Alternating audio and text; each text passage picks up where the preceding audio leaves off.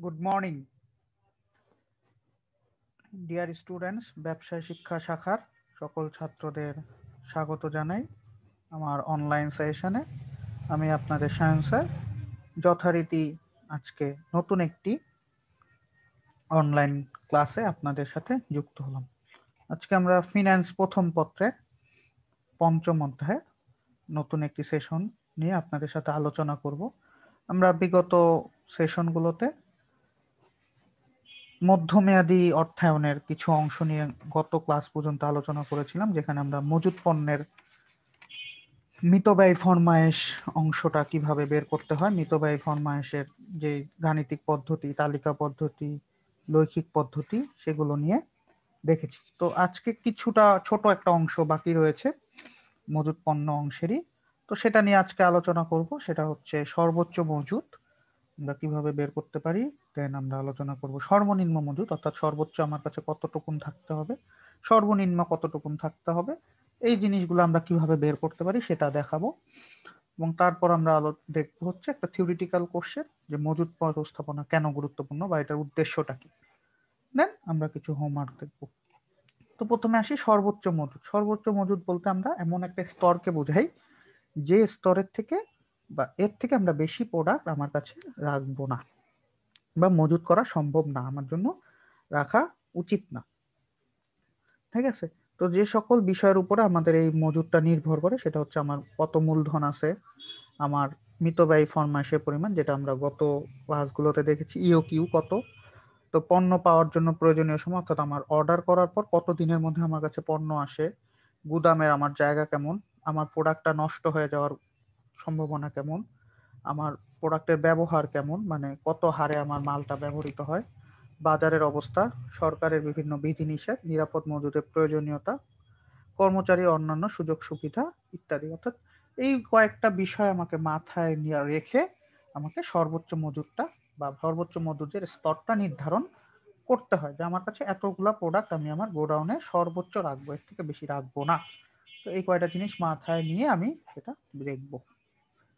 তো এই সর্বোচ্চ মজুদ বের করার জন্য আমাদের বা ম্যাক্সিমাম স্টক বের করার জন্য আমাদের একটা ফর্মুলা আছে। সেই ফর্মুলাটা হলো পুনর্ফরমায়েশ স্তর, যেটাকে আমরা বলি রিঅর্ডার লেভেল। আমি একটু পরে আবার পুনর্ফরমায়েশটা দেখব কি, প্লাস পুনর্ফরমায়েশের পরিমাণ, অর্থাৎ স্তর এবং কতটুকুন আমি রাখবো বা কতটুকুন অর্ডার করব আমি, মাইনাস কোন একক সময়ে সর্বনিম্ন ব্যবহার পরিমাণ পণ্যের ডেলিভারি পাওয়ার সর্বনিম্ন সময়,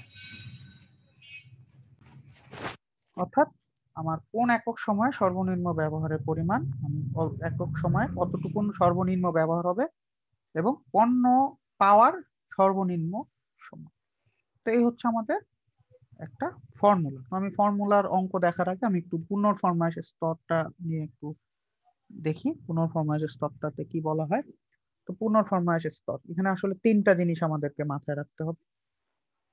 তো পুনর্ফরমায়েশ স্তর হচ্ছে তার মধ্যে একটা, বা রিঅর্ডার লেভেল। তো যে স্তরে মজুদ মালের পরিমাণ নেমে আসলে পুনরায় আমাকে ফরমায়েশ দিতে হয় বা অর্ডার করতে হয়, সেই পরিমাণটা বা সেই লেভেলটাই হচ্ছে আমার পুনর্ফরমায়েশের মজুদ স্তর। সবসময় পুনর্ফরমায়েশ স্তর সর্বনিম্ন মজুদ স্তরের থেকে বেশি হয়, অর্থাৎ পুনর্ফরমায়েশ কি আমার সর্বনিম্ন স্তরের থেকে বেশি হয়। কারণ আমার যদি সর্বনিম্ন স্তর ধরো 10টা হয়, তো আমি কি করব, 12টা থাকতে থাকতেই অর্ডার করব। তার মানে 12টা হচ্ছে আমার পুনর্ফরমায়েশ স্তর, অর্থাৎ 12টায় হয়ে গেলে আমি অর্ডার করা শুরু করব। আর সর্বনিম্ন হচ্ছে 10, তাহলে এটা সবসময় বেশি হবে। এটা একটা নৈমিত্তিক হয় যে কোনটা বেশি হয়। কারণ এই মজুদ স্তরে পণ্যদ্রব্যাদি সরবরাহের ক্ষেত্রে অপ্রত্যাশিত বিলম্ব ও মজুদের অস্বাভাবিক ব্যবহারের সময় হিসাবে কাজ করে। অর্থাৎ আমার বিলম্ব হইতে পারে, আমি যদি একদম সর্বনিম্নতে চলে যাই, আমার প্রোডাক্ট পেতে বিলম্ব হইতে পারে, কাস্টমার অর্ডার দিয়ে প্রোডাক্ট পাবে না। তো এই পুনর্ফরমায়েশ স্তর বের করারও একটা ফর্মুলা আছে। সেটা হচ্ছে কি, প্রতি সময় এককে সর্বোচ্চ মজুদের পরিমাণ, আমার প্রোডাক্ট সর্বোচ্চ কতটুকুন থাকবে, পণ্য পাওয়ার জন্য সর্বোচ্চ সময়, অথবা সর্বনিম্ন মজুদ। যদি আমার সর্বোচ্চ মজুদ দেওয়া থাকে তখন আমি উপরের ফর্মুলাটা ইউজ করব, আর যদি সর্বনিম্ন মজুদ দেওয়া থাকে তখন নিচের ফর্মুলাটা, এখানে বা, ঠিক আছে, এই দুইটার একটা। সর্বনিম্ন মজুদ প্লাস প্রতি সময় এককে গড় মজুদের ব্যবহার গুণ গড় লিড টাইম। লিড টাইম বলতে আমার যেই অর্ডার করা থেকে প্রোডাক্ট পাওয়া পর্যন্ত যেই সময়টা, সেটাকে আমরা লিড টাইম বলতেছি। হ্যাঁ, এখন তুমি আজকে অর্ডার দিলে খুলনায়, তো খুলনা থেকে ঢাকায় আসতে ধরো 2 দিন সময় লাগবে, তো 2 থেকে 4 দিন সময় লাগবে ধরো, তো 2 থেকে 4 দিন হচ্ছে আমার লিড টাইম। তো এই 2 থেকে আর 4 যোগ করে যদি আমি গড় করি, তার মানে কি 2 আর 4 যোগ করলে 6, 6 কে গড় করলে 3, তো 3 হবে আমার গড় লিড টাইম। ঠিক আছে, তো এইভাবে আমরা এই ফর্মুলা দিয়ে পুনর্ফরমাইশ স্তর বের করব। তারপরে আমরা যদি একটু দেখি পুনর্ফরমাইশ স্তর বের করে কিভাবে, একটা অঙ্ক। তো জারিফ অ্যান্ড কোং একটি সর্বোচ্চ মজুদ ব্যবহার করা হয় 10,000 একক। পণ্য ডেলিভারি বা সরবরাহ করতে 3 থেকে 5 মাস সময় লাগে। এই যে 3 থেকে 5 মাস, তাহলে পুনর্ফরমাইশ স্তর কত? তার মানে এখানে আমার সর্বোচ্চ মজুদ দেওয়া আছে, তাহলে আমি উপরের ফর্মুলাটা ইউজ করব। তো উপরের ফর্মুলাটা যদি, এই যে দেখো লিড টাইম হচ্ছে এটা, তো এখানে যেমন লিড টাইম কত, 3 থেকে 5।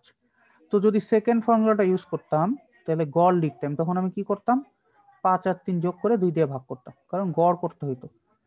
ঠিক আছে, তো পুনর্ফরমাইশ স্তর কি হবে, এখানে সর্বোচ্চ মজুদ আমার 10,000 একক, সর্বোচ্চ ডেলিভারি সময় তাহলে 3 থেকে 5, তাহলে এখানের মধ্যে বড় যেটা সর্বোচ্চ যেটা 5, তাহলে 5 দিয়ে তাহলে পুনর্ফরমাইশ স্তর হচ্ছে 50,000 একক। তো আমি 50,000 এককে আসলে আমি পুনরায় অর্ডার দিব। ঠিক আছে, আমার কাছে যখন 50,000 একক থাকবে তখন আমি এটা অর্ডার দেওয়া শুরু করব। তো এইটা হচ্ছে আমার জানতে হবে যে পুনর্ফরমাইশ স্তরটা কি। দেন আমার সর্বোচ্চ মজুদ বের করার জন্য আরেকটা জিনিস জানতে হয়, এটা হচ্ছে সর্বনিম্ন মজুদের ব্যবহার। যে পরিমাণ মজুদ মাল আমার গড়ে প্রতিষ্ঠানে সর্বনিম্ন ব্যবহার করে তাকে সর্বনিম্ন মজুদ ব্যবহার পরিমাণ বলে। অর্থাৎ গড়ে যে পরিমাণে মজুদ মাল সর্বনিম্ন ব্যবহার করে, অর্থাৎ সর্বনিম্ন যতটুকুন ব্যবহার করতে হবে সেটাকে আমরা সর্বনিম্ন মজুদ ব্যবহার করে থাকবো। এটা আমাদের দৈনিক মাসিক একই পরিমাণ নিচে থাকা কাঁচামাল ব্যবহার করা হয় না, অর্থাৎ দৈনিক বা মাসিক ভিত্তিতে এই পরিমাণ নিচে কাঁচামাল বা মজুদ ব্যবহার করা হয় না, অর্থাৎ আমি এর নিচে যাইতে পারবো না, কখনো সর্বনিম্ন নিচে যেতে পারবো না। মজুদ ব্যবহার বলতে পণ্য দ্রব্য উৎপাদনের সময় মেশিনের ব্যবহার বা ইনপুট আকারে প্রদান করাকেই বোঝায়। ব্যবহার বলতে আমরা এটাকেই বুঝি। ঠিক আছে, যে আমার কতটুকুন পণ্য ব্যবহার হচ্ছে। তো সর্বনিম্ন মজুদের ব্যবহার আমার এটাও জানা থাকতে হবে, আমি কতটুকুন সর্বনিম্ন হলে ব্যবহার আর করতে পারবো না। দেন পণ্য ডেলিভারি পাওয়ার সর্বনিম্ন সময়, এই 3টা জিনিস আমাকে জানতে হবে। কোনো পণ্যর জন্য ফরমাইশ দেওয়ার তারিখ বা সময় থেকে পণ্য গুদামে ডেলিভারি পাওয়ার তারিখ বা সময় পর্যন্ত যে সময় তাকে লিড টাইম বলে। আমি একটু আগে বলছি, যেমন এই আগের অঙ্কটায় ছিল, এই যে লিড টাইম হচ্ছে এটা 3 থেকে 5 মাস, এটা হচ্ছে আমাদের লিড টাইম। তো এখানে 2টা টাইম 3 থেকে 5। তো এই লিড সময়ের সর্বনিম্ন বা সর্বোচ্চ পরিমাণ বা গড় পরিমাণে বিভিন্ন সময় আমরা ব্যবহার করে থাকি। ফরমাইশ দেওয়ার পর সর্বনিম্ন কত সময়ের মধ্যে ফরমাইশকৃত মাল পাওয়া যাবে, তো এখানে তা ঠিক করতে হবে। যেমন এখানে আমরা যদি চিন্তা করি, এইখানে সর্বনিম্ন 3 মাসের মধ্যে আমি প্রোডাক্টটা পেয়ে যাব, আর সর্বোচ্চ 5 মাস, আর গড় করলে এই দুটাকে যোগ করে 2 দিয়ে ভাগ। তো আমাকে এই 3টা জিনিস মাথায় রেখে সর্বোচ্চ মজুদের অঙ্ক করতে হবে। তো ফরমাইশ স্তর, তারপরে সর্বনিম্ন মজুদের ব্যবহার এবং পণ্য ডেলিভারি পাওয়ার সর্বনিম্ন সময়, এই 3টা জিনিস জেনে আমরা সর্বোচ্চ মজুদ স্তরের অঙ্ক করতে পারি। তো আমি যদি এখন একটু দেখি সর্বোচ্চ মজুদ স্তর, তো হাসান অ্যান্ড কোং এর পুনর্ফরমাইশ মজুদ স্তর 50,000 একক। তো এই 50,000 এককটা আমরা বের করা দেখলাম, এই যে এখানে পুনর্ফরমাইশ স্তর। ঠিক আছে, তো অনেক ক্ষেত্রে প্রশ্নে বের করে নাও দিতে পারে, আমাকে বের করে নিতে হবে। পুনর্ফরমাইশের পরিমাণ 55,000 একক, তো আমি 50,000-এর আসলে আমি অর্ডার করতেই হবে, কিন্তু আমি 50,000-এর থেকে বেশি অর্ডার করব। যে আমার পুনর্ফরমাইশের স্তর হচ্ছে মজুদ 50,000, অর্থাৎ 50,000 পিস যখন আমার গোডাউনে, তখনই আমার অর্ডার করতে হবে। তো আমি কত অর্ডার করি, আমি 55,000 পিস করে অর্ডার করি, এবং সর্বনিম্ন মাসিক মজুদের ব্যবহার 10,000 একক, এবং মাসে আমি 10,000 এককের সর্বনিম্ন ব্যবহার হবেই আমার। ঠিক আছে, ফরমাইশ পাওয়ার সময় 3 থেকে 5 মাস। তো সর্বোচ্চ মজুদ স্তর কত? তো এখন আমার স্ট্রেট ফরওয়ার্ড আমি ফর্মুলাই দেখাবো।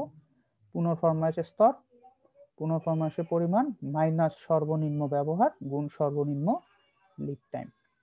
পুনর্ফরমাইশ স্তর 50,000 একক, পুনর্ফরমাইশ পরিমাণ 55,000 একক, সর্বনিম্ন ব্যবহার হচ্ছে আমার 10,000 পিস, এবং ফরমাইশের সর্বনিম্ন লিড টাইম, এটা মাথায় রাখতে হবে।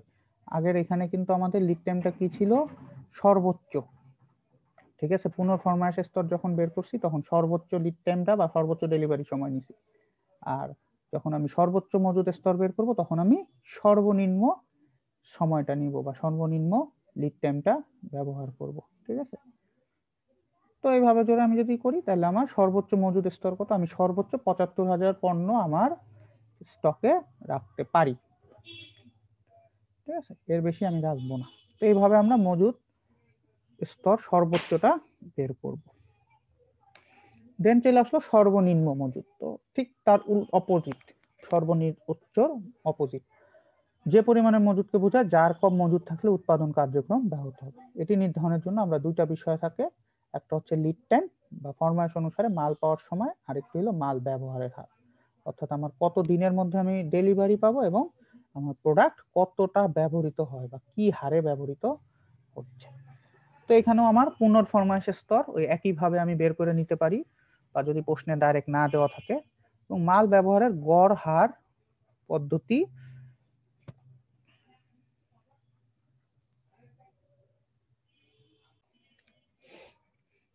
মাল ব্যবহারের গড় হার গুণ গড় লিড টাইম। তো এখানে দেখেন গড় ইউজ হচ্ছে, আমরা যখন সর্বোচ্চ স্তরটা বের করছি তখন কিন্তু আমরা সর্বনিম্ন সময় দেখছিলাম, যখন আমরা পুনর্ফরমাইশের স্তর দেখেছি তখন আমরা গড় লিড টাইমটা ব্যবহার করছিলাম, এবং এখানেও আমরা গড় লিড টাইম ব্যবহার করব। যেমন এই যে দেখাই, যদি আমি একটু এখানে যেমন সর্বোচ্চ ডেলিভারি সময় ব্যবহার করছিলাম, যখন আমার সর্বোচ্চ মজুদ দেওয়া থাকবে তখন সর্বোচ্চ ডেলিভারি সময়টা ব্যবহার করব, আর যখন আমার সর্বনিম্ন মজুদ দেওয়া থাকবে তখন আমি গড় লিড টাইমটা ব্যবহার করব। তো যাই হোক, এখন আমরা যদি দেখি এটা একটা ম্যাথ, যে ইসলাম এন্ড সংস কোম্পানির তো স্তর হচ্ছে ৫০,০০০ একক, প্রতি মাসে স্বাভাবিক মজুদের ব্যবহার ৭,০০০ একক, এবং মজুদ পাওয়ার লিড টাইম হলো ২ থেকে ৬ মাস। তো প্রতিষ্ঠানের সর্বনিম্ন মজুদের পরিমাণ কত? তো আমরা যদি সর্বনিম্ন সূত্র লিখি, পুনঃফরমাইশ স্তর মাল ব্যবহারের গড় হার গুণ গড় লিড টাইম, রাইট? এখানে লিড টাইম গড়ে হবে। নরমালি যদি সূত্র অনেক বইতে দেখবা যে শুধু লিড টাইম লেখা, তার মানে ওটা গড়ে লিখতে হবে, আর যদি সর্বোচ্চ সর্বনিম্ন লিখতে হয় তখন লেখা থাকে যে সূত্র, আর কিছু লেখা নাই মানে ওটা গড় লিড টাইম। ঠিক আছে, তো এখানে দেখো আমি একটু এখানে ইংলিশ হয়ে গেছে, এটা বাংলাই হবে। তো 2+6 আমরা গড় করব, 2+6 8 মানে 4, এবং মালামাল গড় ব্যবহার 7,০০০ ছিল, মজুদ স্তর ৫০,০০০। তো আমি ক্যালকুলেট করলে সর্বনিম্ন ৩২,০০০ একক আমার সর্বনিম্ন, এর নিচে আমার গোডাউনে মাল থাকতে পারবে না।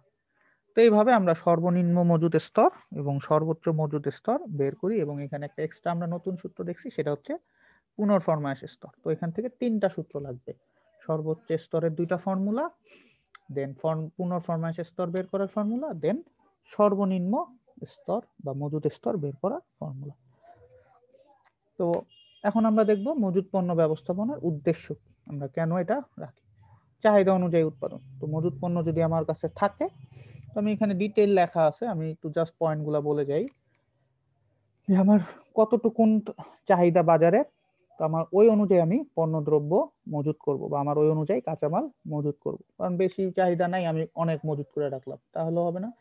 প্রোডাক্টের অনেক চাহিদা, আমার কাছে মজুদ কম, সেক্ষেত্রেও হবে না। এবং মজুদ পণ্য বিনিয়োগ সর্বনিম্ন করা, এবং আমাকে চেষ্টা করতে হবে কি মজুদ পণ্যে বিনিয়োগ যতটা সম্ভব আমার কম রাখা, কারণ আমার একটা বড় অংশ চলে যায় মজুদ পণ্যে। তো আমাকে এটা চেষ্টা করতে হবে যতটা কম রাখা যায়। ক্রেতাদের পণ্য সরবরাহ নিশ্চিত করা, আমাকে সবসময় নিশ্চিত থাকতে হবে যে আমি ক্রেতাদের কাছে দ্রুত প্রোডাক্টটা পাঠাইতে পারতেছি কিনা। আমার প্রোডাক্টের চাহিদা আছে, আমি মার্কেটে দিতে পারতেছি না, তাহলে কিন্তু আমার মার্কেট খারাপ হয়ে যাবে। তো এটাও আমাকে মাথায় রাখতে হবে। ক্ষতি হ্রাস করা, তো আমার পণ্য মজুদ করে বেশি মজুদ হইলে নষ্ট হয়ে যাবে, চুরি হয়ে যাবে, এই ধরনের ক্ষতি যাতে না হয় সেটাও আমাকে মাথায় রাখতে হবে।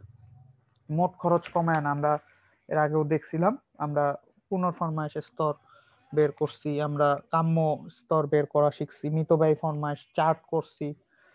তো ওইগুলা থেকে আমরা মোট ব্যয়টা কমানোর চেষ্টা করছিলাম।